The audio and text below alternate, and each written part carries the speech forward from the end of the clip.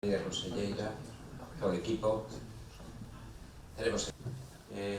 Yo creo que esto trasciende de cuestiones de tipo jurídico. Apague, ¿no? Y yo creo que en ese sentido tenemos, como estáis viendo, es no otorgar concesiones en la costa.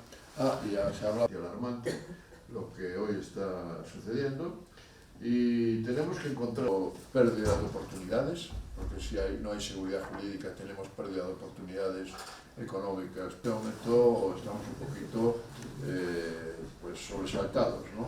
Yo creo que se quiere reducir, además, con lo que realmente regulación fuera de la realidad, muchas veces, y eso sí, ¿no?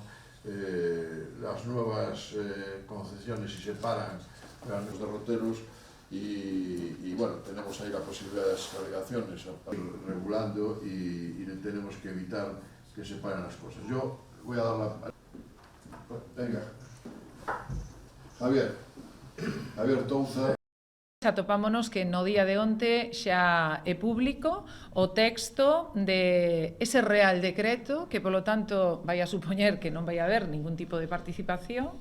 É certo que non nos poden quitar o máis sinxelo que é volver a ter un período de alegacións ata o día 1 de abril e ese texto aínda é peor do a nosa previsión anterior. E sendo peor, pois o que ven a dicir é que se van reducir as concesións, que non se van a dar máis concesións na costa, e dicir, en conclusión, que se vai a expulsar da costa toda a actividade económica, incluída tamén o sector primario. Aquelo que creíamos que non podía acontecer, acontece. E a gran disculpa ven sendo Europa. Pero o problema é o Ministerio, non Europa.